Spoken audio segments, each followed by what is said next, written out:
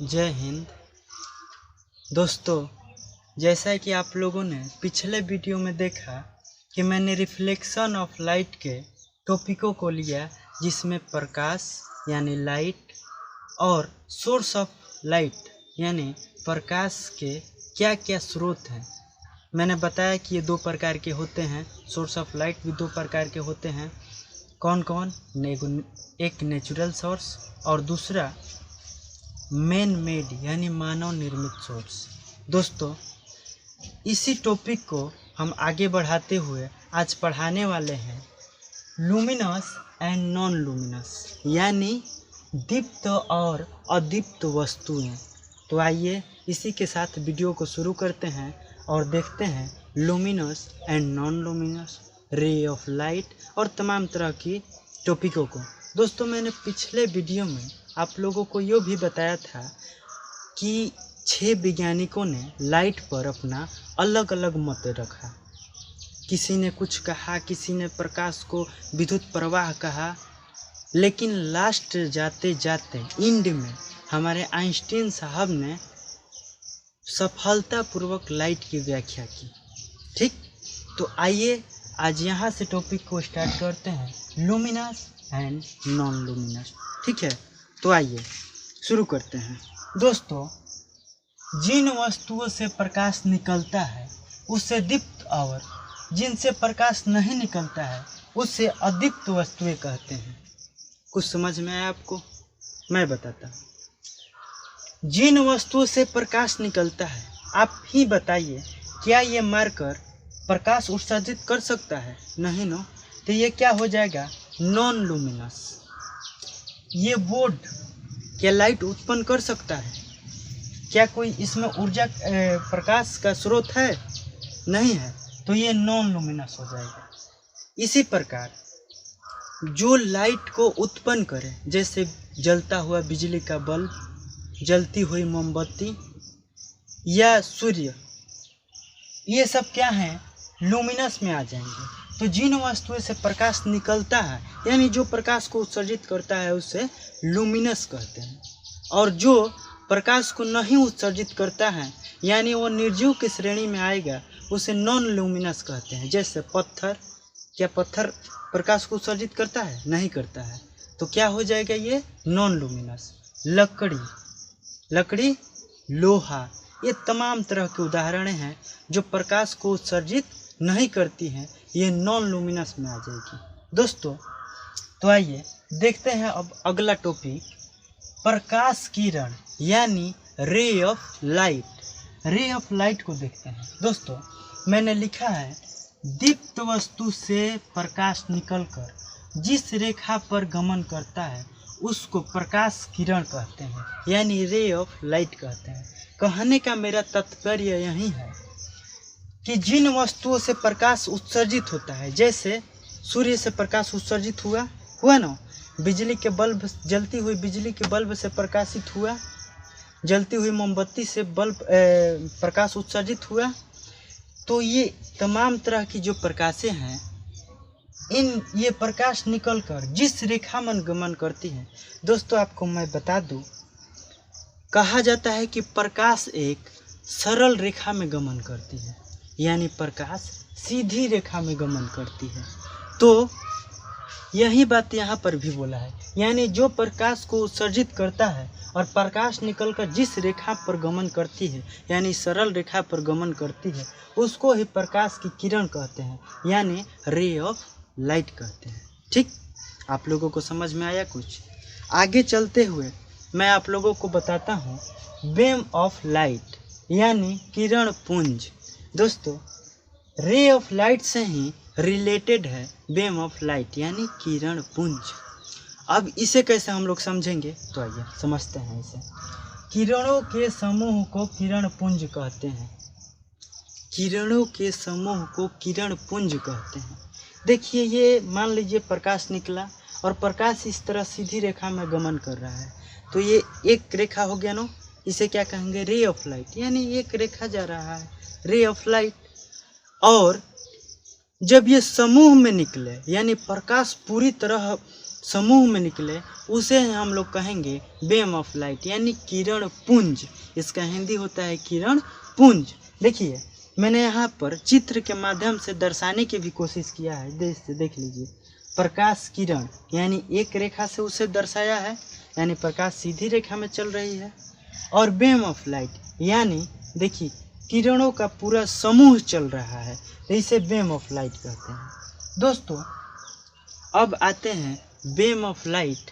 जैसे मैंने आप लोगों को पिछले वीडियो में बताया कि प्रकाश स्रोत यानी सोर्स ऑफ लाइट दो प्रकार के होते हैं, एक नेचुरल एक मानव निर्मित। इसी प्रकार किरण पुंज यानी बीम ऑफ लाइट 3 प्रकार के होते हैं। कौन कौन, आइए देखते हैं। देखिए किरण पुंज 3 प्रकार के होते हैं। कौन कौन, मैंने चित्र के माध्यम से डायग्राम के माध्यम से आप लोगों को बताने की कोशिश किया है।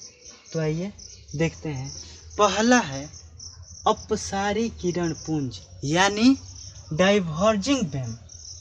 देखिए फिगर आपको दिख रहा है, इस फिगर में आप लोग देख सकते हैं बीम ऑफ लाइट के 3 भागों में बांटा गया है। पहला अपसारी किरण पुंज, दूसरा समांतर किरण पुंज, तीसरा अभिसारी किरण पुंज। आइए तो पहले को देखते हैं अपसारी किरण पुंज यानी डाइवर्जिंग बीम।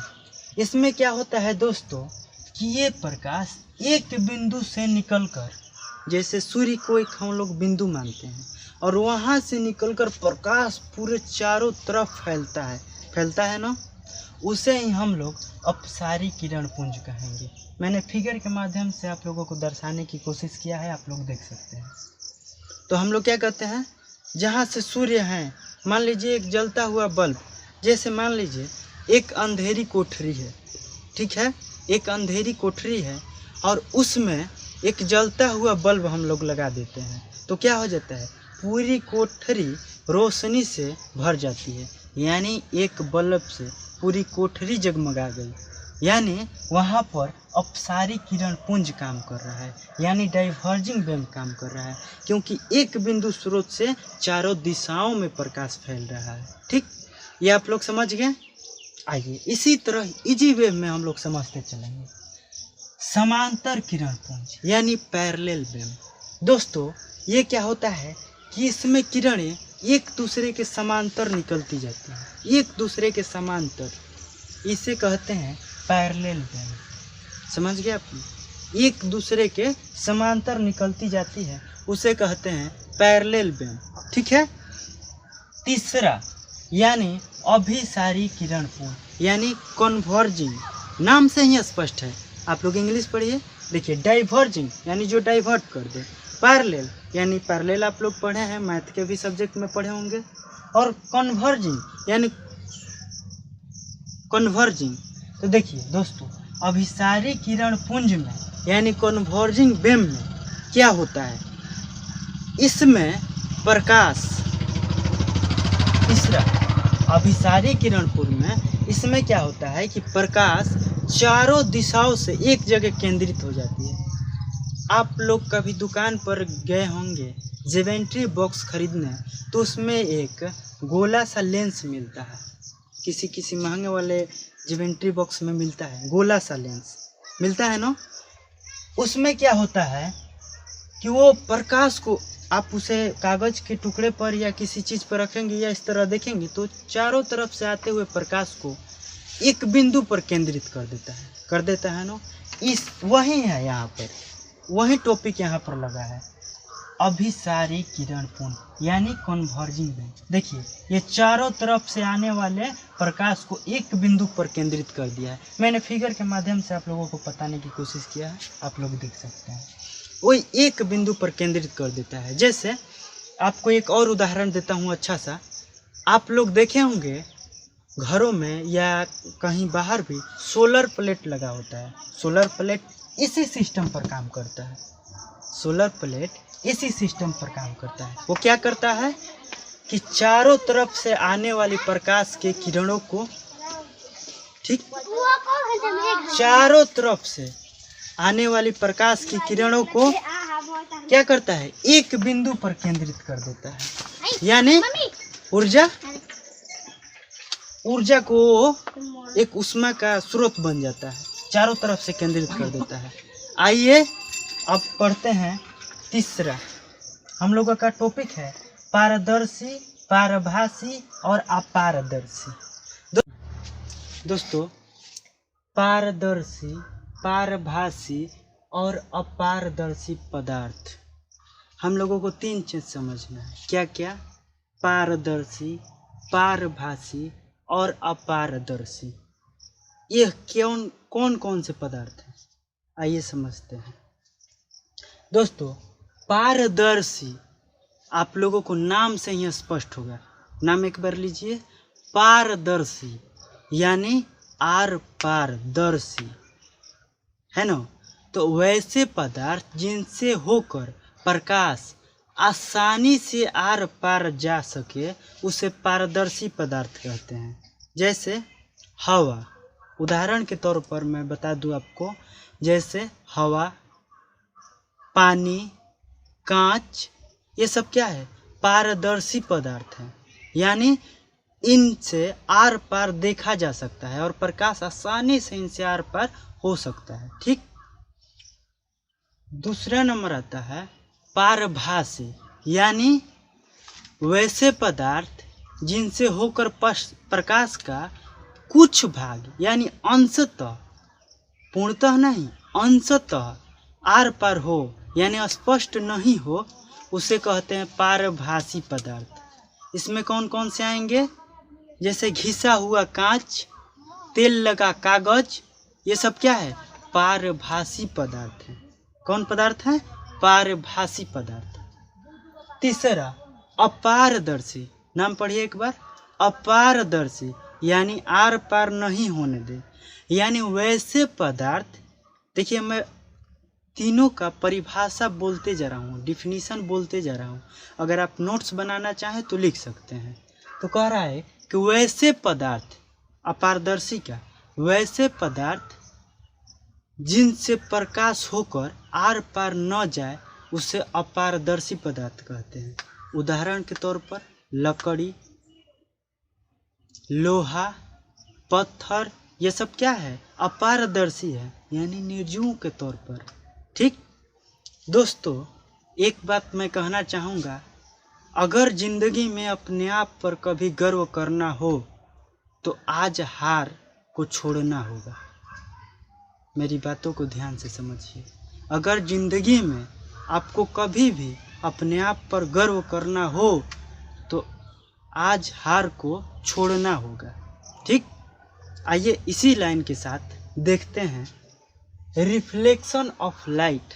दोस्तों, आप सोचेंगे कि टॉपिक का ही नाम है रिफ्लेक्शन ऑफ लाइट, तो फिर इतनी देर बाद क्यों? बताता हूँ। दोस्तों, हम कोई भी इमारत खड़ा करते हैं तो उसके लिए एक मजबूत नींव देते हैं, नींव को रखते हैं। उसी प्रकार रिफ्लेक्शन ऑफ लाइट एक इमारत है और इसके पहले मैंने जो भी बताया वो इसके नींव थे। जब तक आप नींव को नहीं जानेंगे, जब तक आप जड़ को नहीं पकड़ेंगे, तब तक आप ऊपर कैसे चढ़ेंगे? ठीक। तो आइए जानते हैं रिफ्लेक्शन ऑफ लाइट। ठीक। प्रकाश के किसी वस्तु से टकराकर लौटने को प्रकाश का परावर्तन कहते हैं। यानी देखिए मैंने फिगर बनाया है, प्रकाश आया फिर उसी माध्यम में लौट गया, इसे ही कहते हैं प्रकाश का परावर्तन। दोस्तों, मैं आपको बता दूं, परावर्तन 2 तरीके से होता है। एक नियमित परावर्तन, यानी समतल सतह पर जो परावर्तन होते हैं वो नियमित परावर्तन होते हैं। देखिए मैं फिगर बनाया हूँ, देख लीजिए आप। और एक अनियमित परावर्तन, यानी जो रुखड़े उबड़ खाबड़ परावर्तक सतह पे जो परावर्तन होते हैं उसे अनियमित परावर्तन कहते हैं। देख लीजिए मैं फिगर बनाया हूँ, ये ऐसे आया ऐसे चला गया, ये ऐसे आया ऐसे चला गया, इसका कोई अंत नहीं है। तो ये है अनियमित परावर्तन और ये है नियमित परावर्तन। ठीक, आप लोग समझ गए। अब आइए परावर्तन के नियम, यानी लॉ ऑफ रिफ्लेक्शन। परावर्तन के नियम, ध्यान से सुनिएगा। परावर्तन के नियम, ये तो रहा कि परावर्तन क्या है, ये बताया मैंने। अब आपको बताने जा रहा हूँ परावर्तन के नियम यानी लॉ ऑफ रिफ्लेक्शन। प्रकाश की किरण किसी सतह पर पड़कर जिन नियमों का पालन करते हुए उस सतह को परावर्तित करती है उसे परावर्तन का नियम कहते हैं। जैसे ये परावर्तक सतह है, इस पर आपतित किरण पड़ी और परावर्तित हो गई, इसे ही परावर्तन का नियम कहते हैं। ठीक, डिफिनीशन मैंने लिख दिया है और आप लोगों को बता भी दिया, आप लोग इसे लिख सकते हैं। दोस्तों अब आगे देखिए, परावर्तन के दो नियम होते हैं। क्या बताया मैंने? परावर्तन के लॉ ऑफ रिफ्लेक्शन के दो नियम होते हैं। कौन कौन? आइए देखते हैं। परावर्तन के दो नियम होते हैं, आपतित किरण, परावर्तित किरण तथा आपतन बिंदु पर खींचा गया अभिलंब तीनों एक ही तल में होते हैं। समझ में आया आपको? आपतित किरण, परावर्तित किरण और अभिलंब, खींचा गया अभिलंब आपतन बिंदु पर, ये तीनों एक ही तल में होते हैं। दूसरा नियम क्या है? आपतन कोण बराबर परावर्तन कोण, यानी आपतन कोण सदैव परावर्तन कोण के बराबर होता है। देखिए, आपतन कोण सदैव परावर्तन कोण के बराबर होता है। इसे हम लोग आई से सूचित करते हैं क्योंकि इसका इंग्लिश नाम है इंसिडेंट रे, इसको कहते हैं इंग्लिश में इंसिडेंट रे और इसको रिफ्लेक्ट रे। ठीक, तो इसे आई से सूचित करते हैं और इसे आर से सूचित करते हैं ना, तो इसीलिए मैंने लिख दिया है आई बराबर आर। ठीक, अब दोस्तों मैं आपको ये बता दूं, ये तो था परावर्तक सतह पर रिफ्लेक्शन। अब यही रिफ्लेक्शन अगर समतल सतह पर लंबवत कराएं यानी 90 डिग्री के एंगल पर कराएं, देखिए मैंने फिगर बनाया है, समतल दर्पण पर लंबवत पड़ने वाली किरण का परावर्तन, यानी समतल दर्पण पर जो रिफ्लेक्शन होगा यानी आपतित किरण जाएगी तो उधर से परावर्तित होगी ना, लेकिन वो भी जिस माध्यम में जाएगी उसी माध्यम में लौटेगी, यानी यहाँ पर आई और आर दोनों का मान क्या हो जाएगा? 0 हो जाएगा और अभिलंब उसी पर भी लंब रहेगा। ठीक, ये थे समतल दर्पण के कुछ फिगर। दोस्तों आप लोग चाहें तो इसका एक स्क्रीनशॉट ले सकते हैं, ले लीजिए आप लोग। अगर आप लोग सहमत हो तो आप लोग एक बार ले लीजिए, क्योंकि फिगर मैंने इतना मस्त बनाया है, आप लोग खुद देखते होंगे। दोस्तों ये मेरे कुछ रिफ्लेक्शन ऑफ लाइट के कुछ उदाहरण थे जो मैंने पढ़ाए फिगर के साथ में। आगे के टॉपिक में आप लोगों को बताऊंगा स्फेरिकल मिरर यानी गोलीय दर्पण। गोलीय दर्पण क्या होता है, उसके कितने भाग होते हैं, उसके भागों के कितने स्थितियां होती है, ये सब मैं क्लियर कराऊंगा आगे के वीडियो में। तब तक आप इसे स्क्रीनशॉट ले लीजिए, आपको आसानी पड़ेगा नोट्स बनाने में। ठीक, तब तक के लिए दोस्तों धन्यवाद। ठीक।